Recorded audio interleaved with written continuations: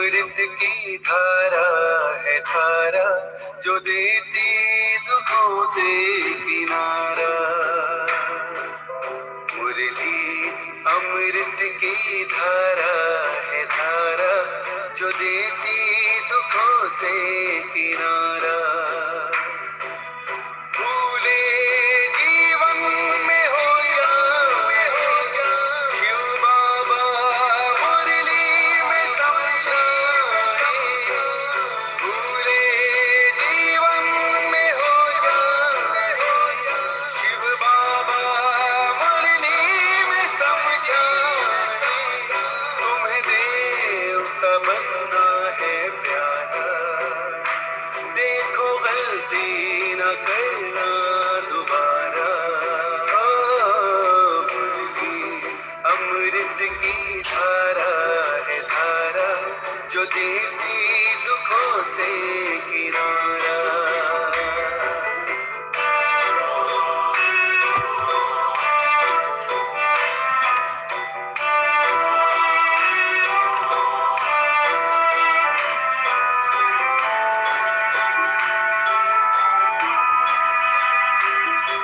ये मुरली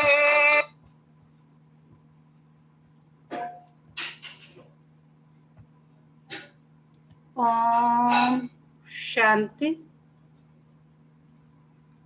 ओम शांति।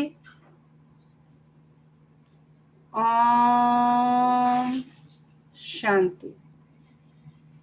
सभी रिलैक्स होकर बैठेंगे, बुद्धि को चारों तरफ से हटाकर पूरा ध्यान भ्रिकुटी के मध्य में। ये मुझ आत्मा का निवास स्थान है। मैं आत्मा इस शरीर की मालिक हूँ।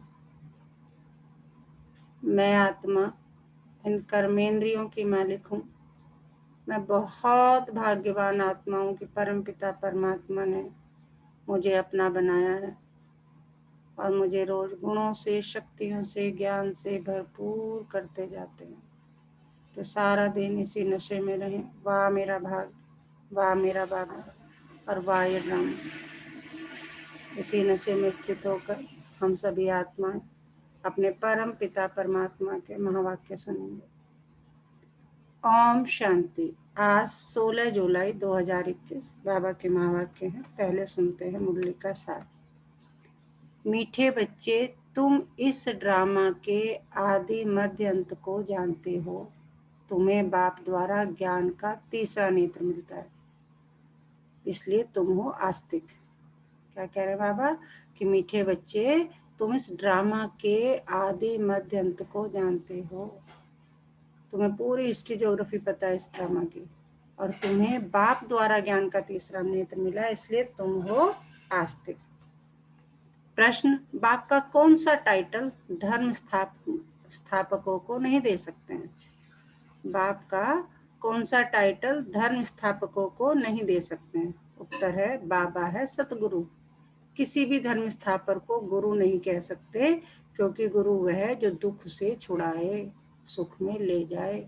धर्म स्थापन करने वालों के पीछे तो उनके धर्म की आत्माएं ऊपर से नीचे आती है, वे किसी को ले नहीं जाते। बाप जब आते हैं तो सभी आत्माओं को घर ले जाते, इसलिए वह सभी के सतगुरु है। तो हमारा शिव बाबा क्या है, हमें लेने आया है। हम सब आत्माओं को, हमारा पाठ पूरा हो गया है, हमें पतित से पावन बनाकर ले जाने आया, इसलिए वही हमारा सतगुरु है। और कोई धर्म स्थापक सतगुरु गुरु हो नहीं सकता, क्योंकि बाबा ने पहचान बताई कि गुरु वो है जो दुख से छुड़ाए।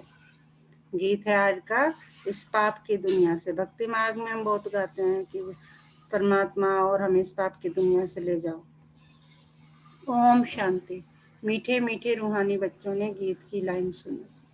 यह है पाप की दुनिया। बच्चे जानते भी है पाप आत्माओं की दुनिया कितना बुरा अक्षर है, परंतु मनुष्य ये समझ नहीं सकते कि सचमुच ये पाप आत्माओं की दुनिया है। जरूर कोई पुण्य आत्माओं की दुनिया भी थी, उसको कहा जाता है स्वर्ग। पाप आत्माओं की दुनिया को कहा जाता है नरक। भारत में ही स्वर्ग और नरक की चर्चा बहुत है। मनुष्य मरते हैं तो कहते हैं स्वर्गवासी हुआ, तो इससे सिद्ध होता है नरकवासी थे। मतलब बाबा कह रहे हैं कि अगर हम स्वर्ग की बात कर रहे थे, इसका मतलब नरक था, है ना। पुण्य आत्मा की बात कर रहे हैं तो पाप आत्मा थी, पाप आत्मा की बात कर रहे तो इसका मतलब पुण्य आत्मा थी। तो पतित दुनिया से पावन दुनिया में गया। बाबा कह रहे जब कोई मरता है तो कहते हैं ना स्वर्गवासी हुआ, तो इससे सिद्ध क्या होता है कि नरकवासी थे, यानी पतित दुनिया से अब वो पावन दुनिया में गया। परंतु मनुष्य को कुछ भी पता नहीं है, जो आता है सो बोल देते हैं, यथार्थ अर्थ कुछ भी नहीं जाते, इसका एक्चुअल क्या मीनिंग है वो किसी को कुछ नहीं पता। बाप आकर तुम बच्चों को तसल्ली देते हैं कि अब थोड़ा धीरज धरो, तुम पापों के बोझ से बहुत भारी हो पड़े हो, अब तुमको पुण्य आत्मा बनाए ऐसी दुनिया में ले जाते हैं जिसको स्वर्ग कहा जाता है। वहां न कोई पाप होगा न कोई दुख होगा, बच्चों को धीरज मिला हुआ है। आज यहाँ है, कल अपने शांति धाम सुख धाम में जाएंगे। जैसे बीमार मनुष्य थोड़ा ठीक होने पर होता है तो डॉक्टर धीरज देते हैं, जल्दी से तुम बहुत अच्छा हो जाएंगे।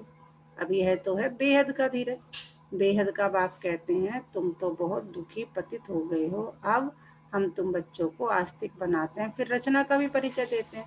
ऋषि आदि तो कहते आए हैं कि हम रचयिता और रचना को नहीं जानते। अब उसको कौन जानते हैं, कब और किस द्वारा जान सकते हैं, ये किसको पता नहीं है। ड्रामा के आदि मध्यंत को कोई जानते ही नहीं। बाप कहते हैं मैं संगम युग पर आकर ड्रामा अनुसार तुम बच्चों को पहले पहले आस्तिक बनाता हूँ, फिर तुमको रचना के आदि मध्यंत का राज सुनाता हूँ, अर्थात तुम्हारा ज्ञान का तीसरा नेत्र खोलता हूँ। तुमको रोशनी मिल गई है, आंखों की रोशनी चली जाती है तो मनुष्य अंधे हो जाते हैं। इस समय मनुष्यों को ज्ञान का तीसरा नेत्र नहीं है। मनुष्य होकर उस बाप और रचना के आदि मध्यंत को नहीं जानते तो उनको बुद्धिहीन कहा जाता है। गीत में भी है, एक है अंधे की औलाद अंधा, दूसरे हैं सज्जे। दिखाते हैं महाभारत लड़ाई लगी थी और एक आदि सनातन देवी देवता धर्म की स्थापना हुई थी। बाप ने आत्माओं को आकर राजयोग सिखाया था सतयुगी स्वराज देने के लिए। आत्माएं कहती हैं मैं राजा हूँ, मैं बैरिस्टर हूँ। तुम्हारी आत्मा अब जानती है हम विश्व का स्वराज पा रहे हैं, विश्व के रचयिता बाप द्वारा। वह किसका रचयिता है, नई दुनिया का। बाप कई सृष्टि रचते हैं, क्रिएटर तो है, क्रिएटर भी है तो उनमें सारा ज्ञान भी है। सारे वर्ल्ड की हिस्ट्री कोई एक भी नहीं जानते सिवाय किसके, शिव बाबा के। तो बाबा कह रहे हैं इस वर्ल्ड की जो आदि मध्य अंत है, हिस्ट्री ज्योग्राफी कोई नहीं जानते।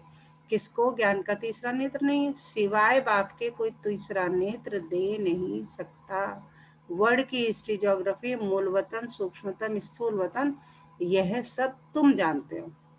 मूल वतन है कहाँ का स्थान, आत्माओं की सृष्टि। सन्यासी कहते हैं हम ब्रह्म में लीन हो जाएंगे, वह ज्योति ज्योति समाएंगे, ऐसा है नहीं। तुम जानते हो ब्रह्म तत्व में जाकर निवास करेंगे, वह शांति धाम घर है। वह कह देते हैं ब्रह्म ही भगवान है, कितना फर्क है, ब्रह्म तो तत्व है, भगवान नहीं है। जैसे आकाश तत्व है वैसे ब्रह्म भी तत्व है, जहाँ हम आत्माएं और परमपिता परमात्मा निवास करते हैं, उनको स्वीट होम कहा जाता है। वह आत्माओं का घर। बच्चों को मालूम पड़ा है ब्रह्म महतत्व में कोई आत्माएं लीन नहीं होती है और आत्मा कभी विनाश को प्राप्त नहीं होती। आत्मा अविनाशी है, यह ड्रामा भी बना बनाया अविनाशी है। इस ड्रामा के कितने एक्टर्स हैं, सभी हैं।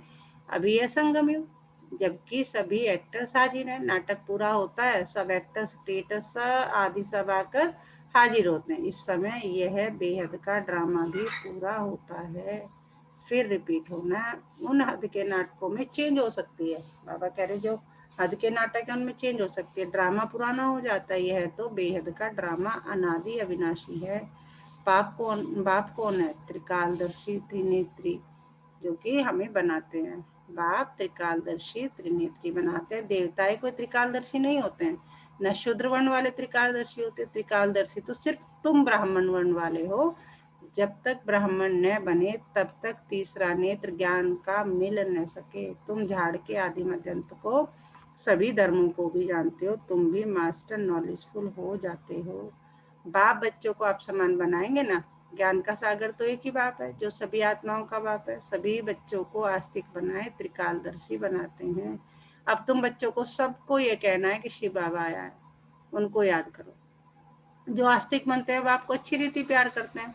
तुम्हारे ऊपर बाप का भी प्यार है, तुमको स्वर्ग का वर्षा देते हैं। गाया हुआ है विनाश काले विपरीत बुद्धि विशंति और विनाश काले प्रीत बुद्धि विजयंती। गीता में कोई कोई अक्षर सच्चे हैं। श्रीमद् भगवत गीता है सर्वोत्तम शास्त्र, आदि सनातन देवी देवता धर्म का शास्त्र। यह भी समझाया है मुख्य धर्म शास्त्र है ही चार, और जो धर्म वाले हैं वह आते ही हैं सिर्फ अपने धर्म की स्थापना करने, राजा आदि की बात नहीं। उनको गुरु भी नहीं कह सकते, गुरु का तो काम ही है वापस ले जाना। इब्राहिम, बुद्ध, क्राइस्ट आदि तो आते हैं, फिर उनके पिछाड़ी उनकी वंशावली भी आती है। गुरु वह है जो दुख से छुड़ाए और सुख में ले जाए। वह तो सिर्फ धर्म स्थापन करने आते हैं, यहाँ तो बहुतों को गुरु कह देते हैं। ब्रह्मा, विष्णु, शंकर को भी गुरु नहीं कह सकते। एक शिव बाबा ही सर्व का सदगति दाता है। पुकारते भी एक राम को है, शिव बाबा को ही राम कहते हैं। बहुत भाषाएं हैं तो नाम भी बहुत रख दिए। असुर नाम क्या है? शिव। वैसे तो अमरनाथ, भोलानाथ, जाने क्या क्या बच्चों को अपने बाबा को पुकारते हैं, लेकिन बाबा कहते हैं, लेकिन असल नाम है शिव। उनको सोमनाथ भी कहते हैं। सोमरस पिलाया अर्थात ज्ञान धन दिया। बाकी पानी आदि की तो बात ही नहीं। तुमको सम्मुख नॉलेजफुल ब्लिसफुल बना रहे हैं। बाबा कह रहे तुम्हें बिठा के नॉलेजफुल ब्लिसफुल बना रहे हैं बाबा। बाप तो ज्ञान का सागर है, तुम बच्चों को ज्ञान नदियां बनाते हैं। सागर एक होता है, एक सागर से अनेक नदियां निकलती है। अभी तुम हो कहाँ पर? संगम पर। इस समय यह सारी धरती रावण का स्थान है। सिर्फ एक लंका नहीं थी, सारी धरती पर रावण का राज है। राम राज में बहुत थोड़े मनुष्य होंगे, ये सिर्फ अभी तुम्हारी बुद्धि में है। बाबा ने समझाया है, मैं 3 धर्मों की स्थापना करता हूँ। कौन कौन से हैं 3 धर्म? बाबा क्या कह रहे? 3 धर्मों की स्थापना करता हूँ, ब्राह्मण, देवता, क्षत्रिय। फिर वैश्य, शूद्र वर्ण में और सभी आकर अपना अपना धर्म स्थापन करते हैं। अनेक धर्मों का विनाश भी कराते हैं।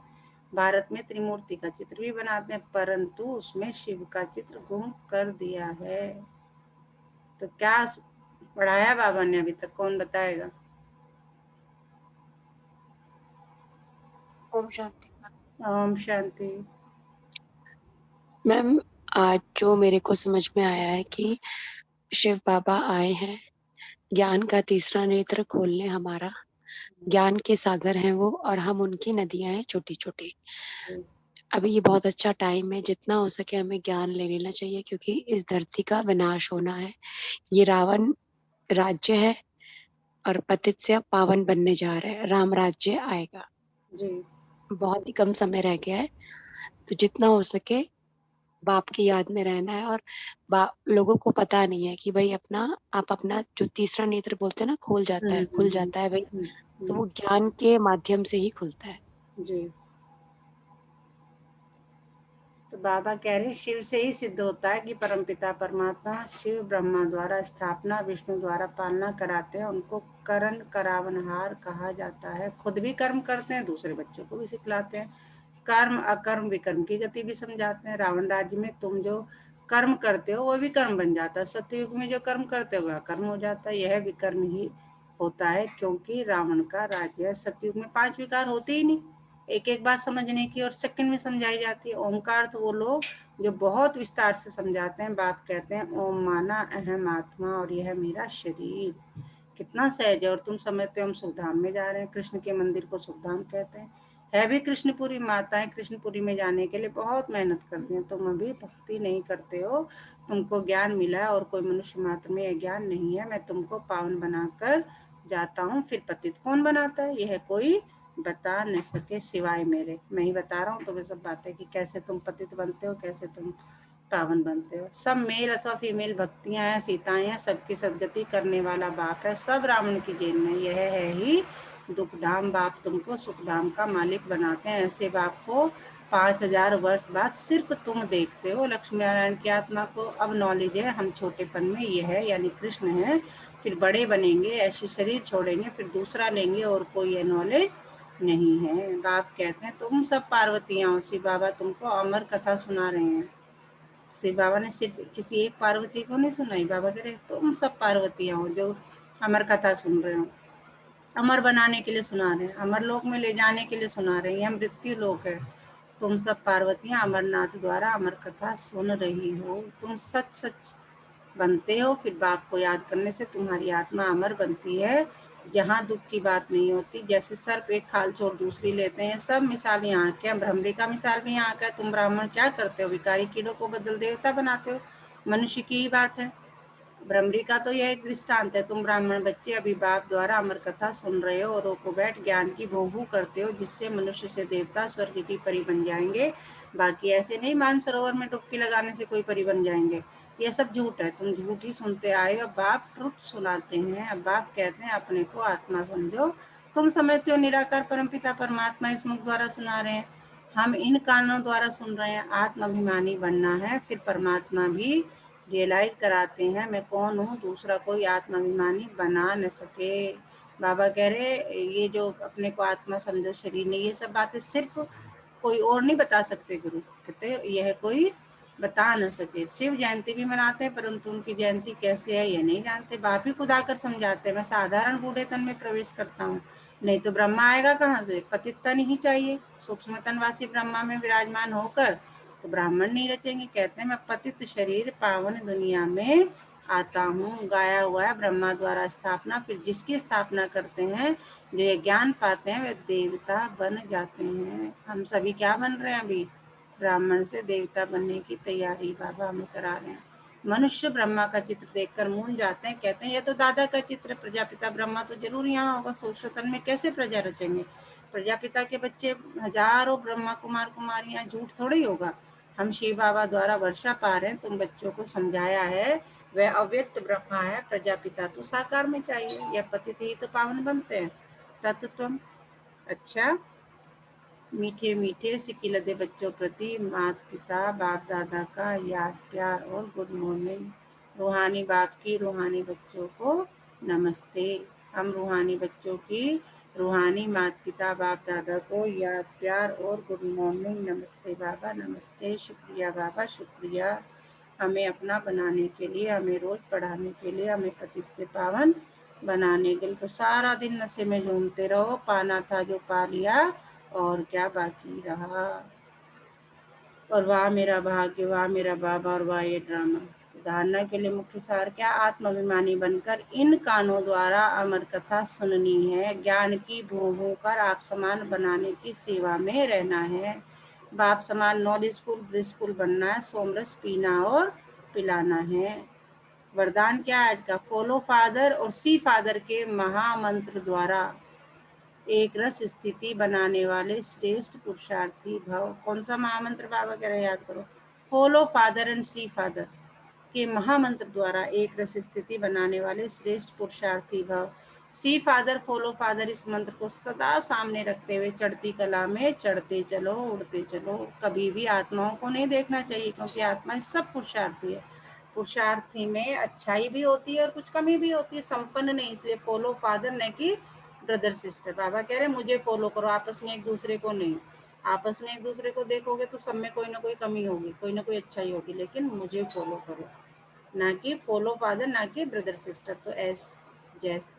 तो जैसे फादर एक रस है, ऐसे फॉलो करने वाले एक रस स्वतः हो जाएंगे। स्लोगन है आज का, पर चिंतन के प्रभाव में न आकर शुभ चिंतन करने वाले शुभ चिंतक मणि बनो। बाबा कह रहे दूसरों के बारे में मत सोचो, दूसरों के बारे में पर चिंतन नहीं, उसके प्रभाव में न आकर शुभ चिंतन करने वाले शुभ चिंतक मणि बनो।